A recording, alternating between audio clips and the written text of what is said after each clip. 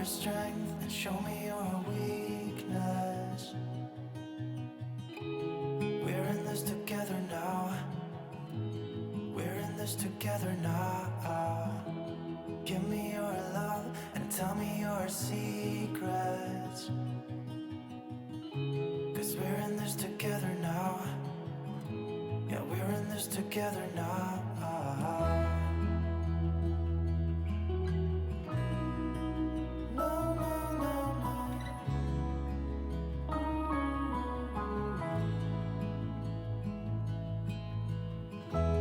I'll keep you safe, I'll give you my everything.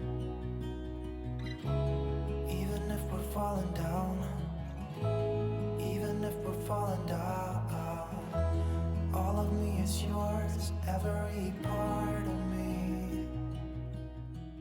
Hi YouTube family! Today during this episode I'm going to address a question that you have all been asking me for the last several years that I've been on YouTube. And this is a video that I've kind of avoided because I don't consider myself a professional in this topic, but I do have quite a bit of an experience doing it. So hopefully during today's video you can learn something from what I'm about to show you, which is something that I'm super obsessed with, and I know that I have received hundreds, if not thousands of comments from many of you asking me to do this video. Honestly, one of my most requested videos, especially when I show any creative projects on my channel. So during today's episode, I want to share with you how I turn my visions into scroll saw projects.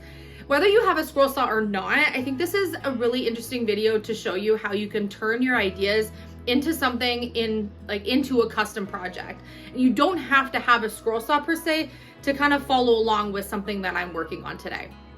So I want to show you how I bring my visions to life. I started scroll sawing because back when my channel first began, I was making wood signs, you know, the worded wall art. It was all the craze along with chalk paint furniture when my channel first started. And I was trying to dabble with using a jigsaw to cut out 3D lettering words that I had just hand drawn to be able to bring my signs to life more. Make them go from 2D vinyl stenciled, sponge painted signs to having also those 3D words in them. And Teresa actually had a scroll saw, and I had seen many other creators on YouTube using a scroll saw, and I thought that is a much easier way, to do what I was doing than using a jigsaw. So she gave me her dad's scroll saw to play around with, and I was hooked. Philip showed me the basics of what I needed to do to use this saw, how to change out the blade, how to follow the lines, how to get into some tighter spots. And it was just a little bit of a skill that I needed to practice, and practice made perfect. And before I knew it, I was scroll sawing faster than I could have ever imagined, cutting words out with the jigsaw, and I became absolutely obsessed with it, and it has officially been my favorite tool. You see me use it for so many different projects, and I thought it was finally time, after having all this experience, to share with you how I bring my ideas to life and just some little tips and tricks and how I actually make my shapes and visions happen for me for my projects. So that's what we're gonna do during today's video. I wanna show you a project that I'm working on right now, and then I'm gonna show you how I got to that part. This is the most recent project that I'm using my scroll saw for. I have been showing you that I've been working on creating this wooden shelf to be able to make sort of a homestead shelf with little portraits of all of the animals that we have on the farm. This is all just loose. It's not glued together or put together in any way. But I have scroll saw cut out all of these shapes. And a lot of you are asking me, well, do I hand draw the shapes? How do I get my original image? And then how do I also, get it onto wood and then scroll saw cut it out? Some of my shapes are a little less intricate, say like this one. This is still a pretty tricky shape to cut out. Some of mine have more detail like this. And I've created many other shapes over the years and letters that take me a lot more time to cut and that are a lot more intricate even than these. This to me now at this point in my scroll saw journey is very simple, and I can cut these really fast and really accurately on my lines, but that's because I have a lot of practice. About a week and a half or so ago, you saw that I was cutting out a bunch of these kuni shapes to make the signs for our pig stalls. And that's what I love about my scroll saw, is that I can make anything custom for anywhere I want in my house, for gifts, for orders, for my farm. And I can make any ideas that I have and not have to spend any money because I can make them myself. This is just a scrap piece of wood. It's a really nice scrap end off of a board that I cut. It's not in perfect condition, but I just turned it over. I'm going to show you how I cut out this shape. But the first question many of you have is how did I get this shape? How did I get this physical shape in the first place?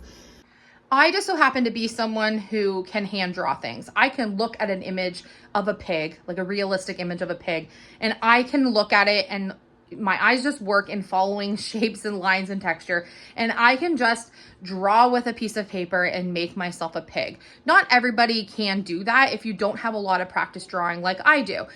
And so Google is your friend if you are not selling what you're making. If you're selling what you're making, then you're copywriting an image that's already on there. But if you're making yourself something for your own house, then I personally don't see any problem with you printing out a picture of a pig and then tracing the outline to be able to make like a template for yourself to then trace onto wood. If I was selling something, I would 100% have to hand draw out what I'm doing. It doesn't mean that you can't look at a picture of a pig online and try to trace it out and like make it your own, but you don't want to directly copy something and not make it your own in some way if you're going off of an image that's online. So if you want to cut out the shape of a pig or a horse or a blue jay or whatever you're working on, you want to try to make sure that it's your own work of art if you're going to use something as an inspiration off of a website or something. So as many of you know, I have a Cricut, and so I can use vinyl and then just cut this out. But if I didn't, what I would do is I would draw on a piece of paper and then I would use my scissors to cut out my shape, and then I would trace it with a pencil onto the board. If you're using vinyl, you could just take this directly to the scroll saw and then follow along with your saw on the lines, which is why I used a black vinyl, because I can see it really well.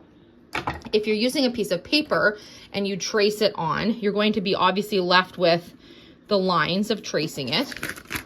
And then you would just cut along all of the lines that you're creating. For this video, I'm going to trace it on this because this I've used now is no longer sticky. So I am going to trace it around with my pencil, and then I'm going to show you how I cut it out. So I have the DeWalt 18-inch variable speed scroll saw. And what this saw is it's the 18-inch means that the depth between my blade and this back part of the arm here is 18 inches. This allows me to work on bigger projects. Some of them are shorter. So then when you are in with your wood board here and you are cutting, your board is going to hit the back and you might not be able to spin around to do what you need to do. So I personally like the 18-inch table that I have. You can see that this is even my new one, that my saw has gotten a lot of wear and tear because I cut with this almost every single day. The variable speed means that I can change the speed that I am cutting with. I cut fast. I'm usually cutting on the fastest speed because I have a lot of practice. Maybe most people would cut on like a 5 or a 6. I'm not actually sure.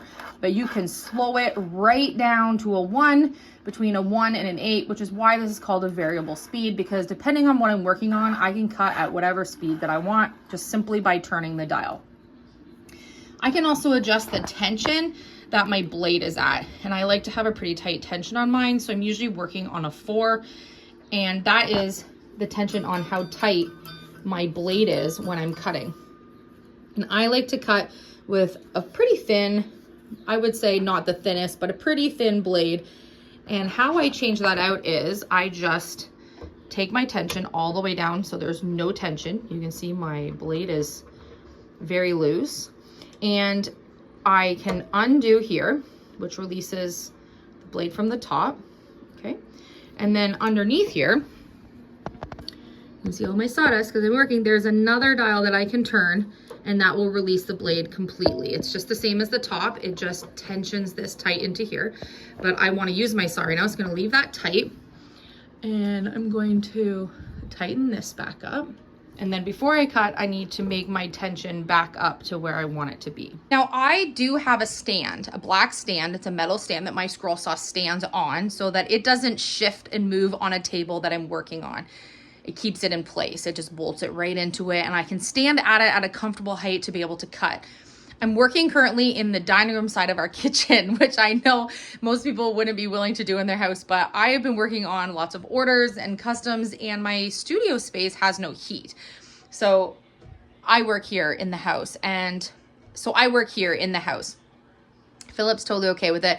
I clean up my mess. I make sure I have windows open. I have a shop vac right here with me, and I have my dust vent going out the window. So I try to have this work as best as possible as I can, working on inside the house when it's winter.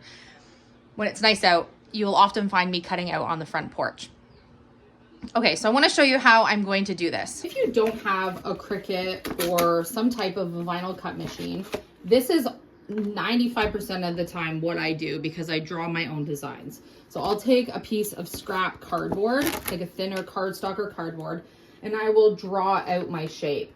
So let's say, for example, I would like a heart. So I'm just going to hand draw, well, that's a very bad heart, but any old heart. And then I'm going to use my scissors and cut it out.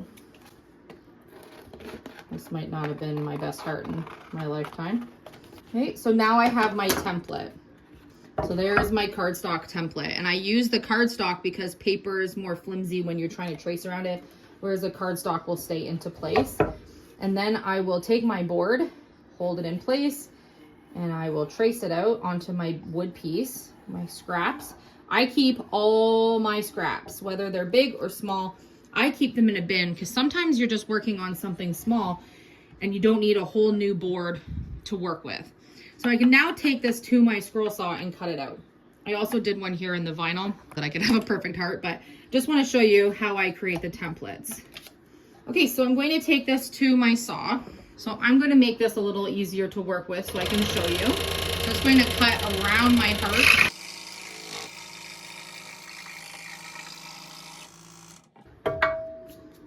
Okay, so I have my heart shape here.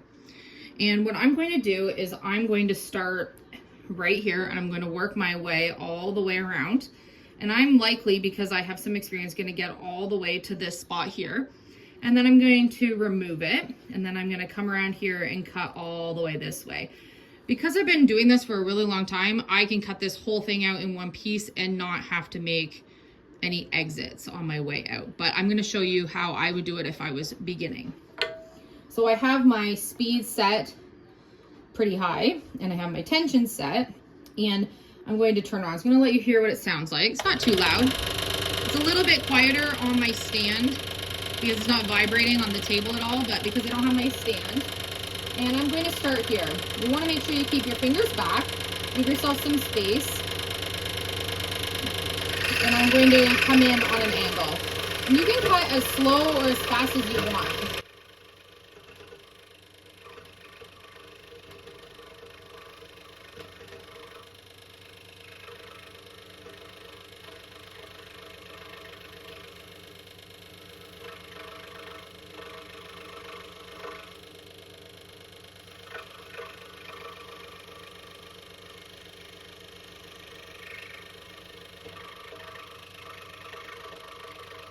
So as I mentioned, I would typically quickly turn this so that I can cut this way, but I want to show you, I'm just going to back up and exit. So this piece is out, and I have a cut line here.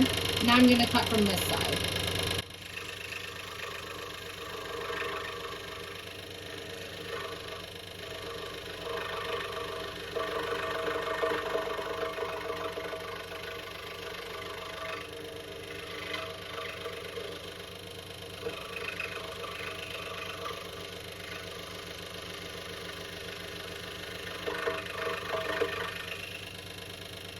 When I'm just getting close to the cut that I already made, I'm going to slow down so that I just touch it because I don't want to go past it. Okay, and then I have a heart shape. I'm going to spend some time and I'm going to trace out my pig here. I'm going to trace it onto my board and then I'm going to cut out my pig. So what I'm going to do if I cut my pig out is I'm going to start with the back here and I'm probably going to come into here and I'm going to cut all the way around here and then I'm going to cut off. And then I'll come back in with my saw and I'll start cutting here. And then I'll probably cut my way off just for the purpose of showing you. And then I'll probably cut here and cut my way off, in here and cut my way off. And then I'll come in here, work my way around and cut my way off. The same into here. I'm gonna cut into some areas and then I might skip over some spots that I can come back to once I have my shape out, especially when I need to go into tighter spots like this. But first, I need to trace my pig.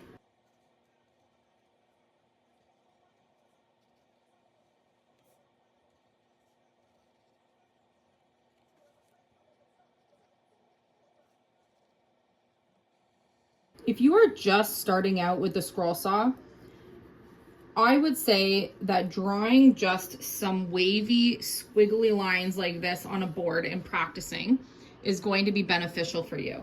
If you try to right away just start cutting some straight lines, you're going to find that these wavy lines are actually easier than trying to cut a perfectly straight line. I would say if you're going to start using a scroll saw, that you just start with cutting some very simple shapes so that you don't discourage yourself right from the beginning. It does take a little bit of practice just to get used to the feel of where the blade needs to be and, you know, how fast you want to cut, all the things. Okay, so I have my pig shape. I have my pig shape all cut, you know, all traced out here, and I'm going to cut it out. First, just to make this smaller, I'm going to cut just across where the pig is.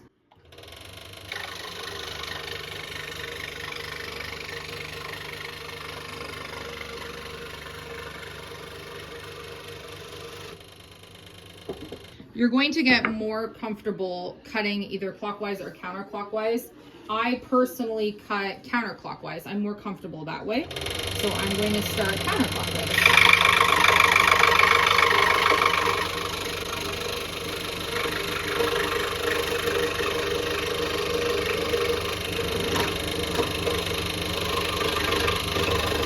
So as I mentioned, I would, because I'm showing you, would cut completely off and I would just have this part off. But because I've been scrolling for a long time, I can just quickly move it and continue on with my shape.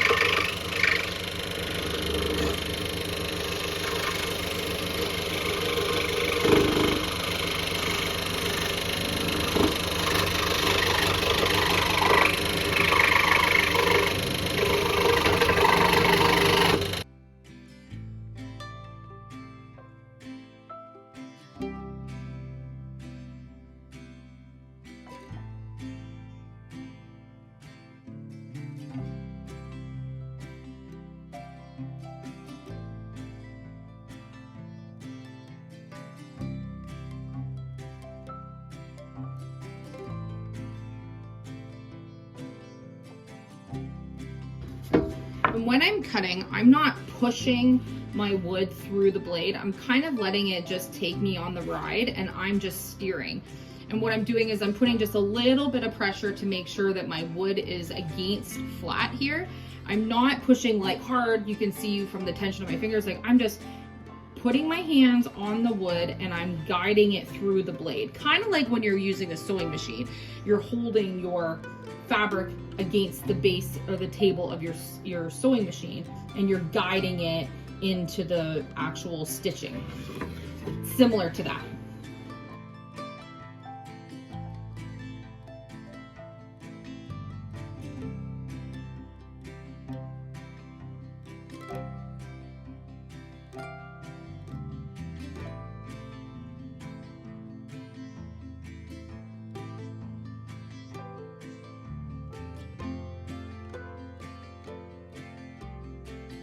There, I have my pig all cut out.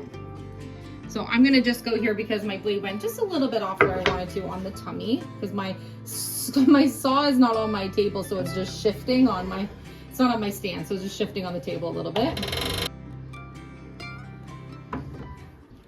So hopefully that gives you a good idea as to how I actually do this. I'm going to move a whole bunch of my animals. Some of you are saying I missed Dayton's little bird.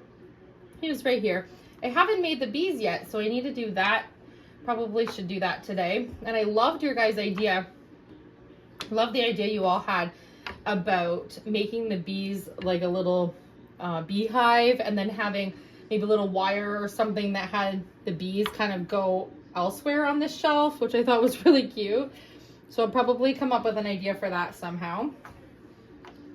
Boy, when you actually make all the animals you have, you realize how many animals you have every day that you feed.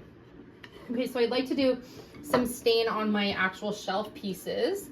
There's the top piece that I scroll saw cut out yesterday or the day before, I forget. And I'm going to stain it all so that I can distress it and then assemble my shelf together. Now, I don't want this to be perfect, so I am going to distress it when I'm done.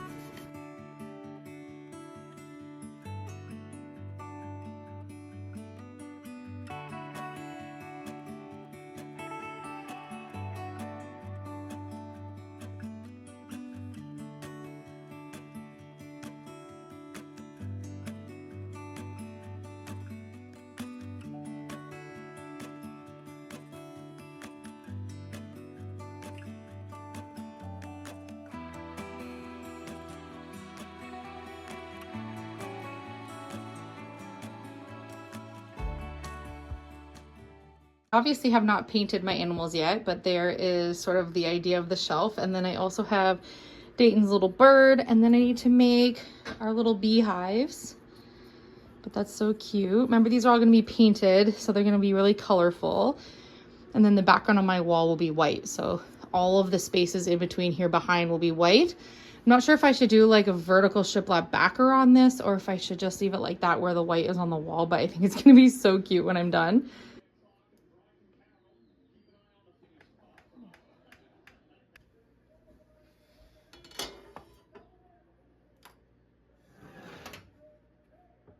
So I hope this video inspired you to do some of your own scroll saw projects. Keep in mind that Marketplace has these usually pretty inexpensive, and you don't have to use the same brand that I have.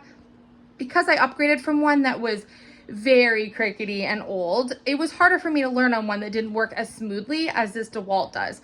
But it was also more costly. Philip and the boys surprised me with this one year, I think for my birthday or Christmas, and it was a major upgrade. It was a game changer for me once I actually started doing a lot of swirling. But keep in mind, I use this to create custom orders. I actually can make extra money for our family using this saw. But when you're just starting out and you're just practicing, it doesn't really matter which one you're using. So it is something that maybe you want to try before you actually commit to buying one, because I found this one a lot easier to scroll with than some other brands that I've tried. So maybe you can check out some reviews online if you are interested in purchasing one. The one that I have, I can leave in the description what I actually have for my exact saw. But again, this is not sponsored. I'm just letting you know what one that I use. No affiliate links or anything. Now I have the fun part of painting all of the animals on my farm, which I'll just kind of dabble with over the next couple of days, maybe even the next couple of weeks. I don't know exactly how long, but I'll be sure to show you when I'm done. As you know, we're working on plenty of other projects right now. So I'm just kind of doing this as my own little personal project, but I thought while I had all of this out, it would be the perfect opportunity to show you and answer some of the questions you guys have been asking me about how I bring my ideas or the shapes that I want to the scroll saw, and then how do I actually scroll saw them out. And because I was scroll sawing so much for this project, it was the perfect project to show you. Now that my shelf is done, I can find a spot that I want to hang it in the house. I hung my hangers on the back, just waiting for the wood glue to harden all up on my shelf after I nailed it together. And as I paint my animals, I'll get to add them to the shelf. And don't worry, I've left plenty of room for us to add more animals should we get any new additions in the future. Thank you so much for watching. I believe that today is day 60 on our daily episodes. We are completed all of January, all of February, and now we are into March for our daily episodes. So if you missed any, you can head back and check some of those. It would really help our channel out if you can watch our videos to the end, because it would show YouTube that you are enjoying our content and help with how much watch time we were getting on our actual videos. And or if you have any spare time, catch an old video or two. That would really help us out. Anyways, we're trying to show you too that we can commit to our daily videos and hopefully help our channel grow. So if you are new here and you haven't subscribed, we are on our road to 200,000. Thank you so much for all the support on helping us try to get there. I love you. I forgot that part yesterday. I got flack for not saying I love you yesterday. I said I love you, but I didn't say the words. So I love you. I love you. I love you. We'll do 3 today. And I'll be back tomorrow for another episode.